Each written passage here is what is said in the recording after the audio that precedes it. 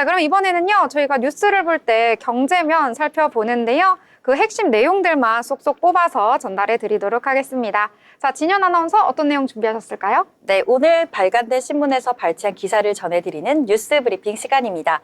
먼저 첫 번째 소식부터 전해드리도록 하겠습니다. MBK 파트너스가 CJ제일제당 바이오 사업부 인수전에서 5조 원대를 제시하며 M&A 최대어로서의 위상을 과시하고 있습니다.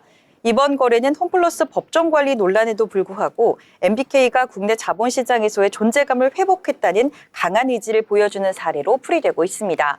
MBK는 중국 경쟁자들보다 높은 가격을 제시하며 실사를 마친 후 협상 단계를 급진시켰는데요. 특히 지난해 CJ제일제당 바이오 사업사의 실적이 예상치를 웃돌며 협상이 탄력을 받았습니다.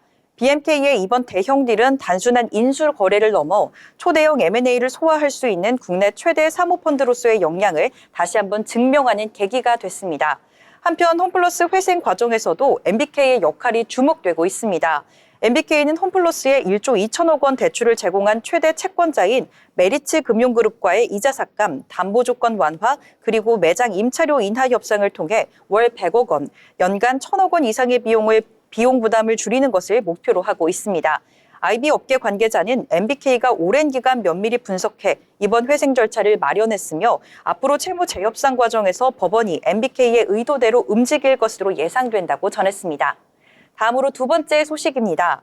현대차와 에이브라이드가 자율주행차 공동개발을 위한 MOU를 체결했습니다. 이번 협약에 따라 현대차는 아이오닉5 로보택시를 미국 조지아주 메타플랜트 아메리카에서 생산해 연내 100대를 공급할 예정이며 이 차량들은 텍사스주 댈러스에서 우버의 로보택시 서비스에 투입됩니다. 업계에서는 이번 협약을 현대차의 자율주행 파운드리 사업 확대 전략으로서 보고 있습니다. 현대차는 단순히 전기차를 소비자에게 판매하는 것을 넘어 자율주행 기술 기업과 협력해 맞춤형 차량을 생산하는 방식으로 로보택시 상용화를 주도하겠다는 계획입니다. 현대차는 이미 지난해 10월 구글 모회사 알파벳의 자율주행 기술, 자회사 웨이모와 협력해 완전 자율주행 기술을 적용한 아이오닉5를 제작한 바 있으며 그룹 계열사 모셔널을 통해 미국에서 로보택시 시범 운행 지역을 확대하는 등 관련 기술 개발에도 집중하고 있습니다. 현재 테슬라, 중국 둥펑 자동차 등 글로벌 자동차 제조사들이 로보택시 시장 선점을 위해 치열한 경쟁을 벌이고 있는 가운데 현대차 역시 자율주행 기술과 차량 생산 능력을 결합해 미래 모빌리티 시장을 선점하겠다는 전략입니다. 다음으로 세 번째 소식입니다. 건설, 화학, 배터리 업종의 신용 리스크가 커지면서 4월이 기업들의 자금 조달에 중요한 고비가 될 전망입니다. 금융권에 따르면 부채 비율이 높은 기업과 신용 등급이 하락한 기업들이 자금난을 겪고 있으며 특히 건설, 화학, 배터리 업종이 취약한 상황입니다.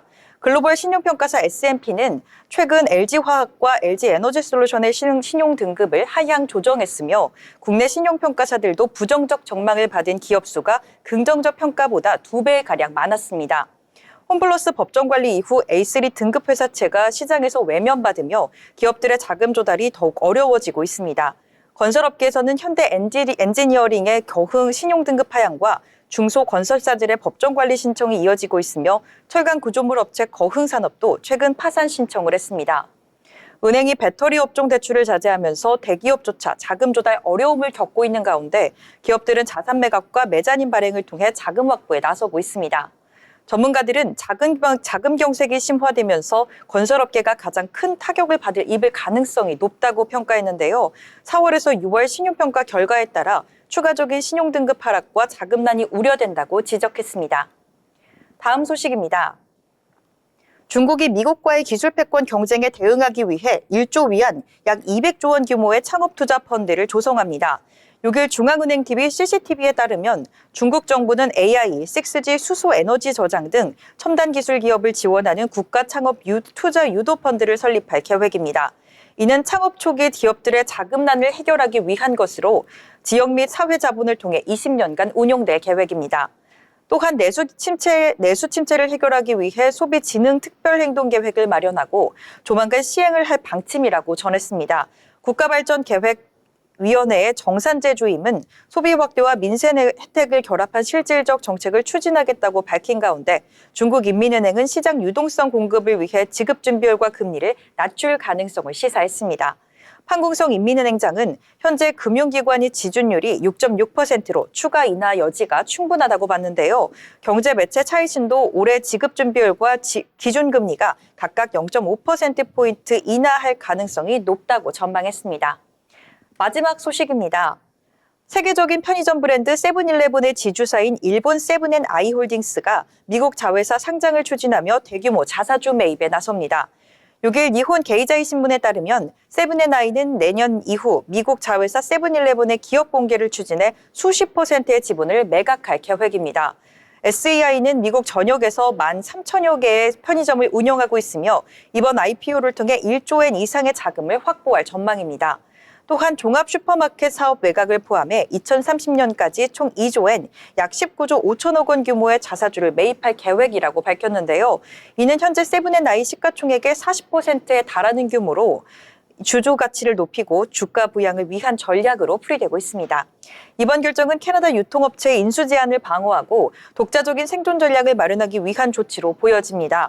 니케이는 세븐앤아이가 단독 경영을 이어가기 위해 시장의 신뢰를 얻는 것이 시급하다고 분석했습니다. 이상 뉴스 브리핑 전해드렸습니다.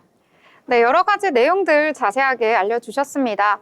특히 MBK와 관련해서는 최근에 홈플러스 사태로 인해서 과연 이 위상이 알맞은 것인가라는 것에 대해서 물음표가 찍혔었는데요. 그런데 방금 전해주신 이 CJ와 관련해서는 그래도 MBK다라는 이야기가 나올 수 있는 그러한 소식이었습니다.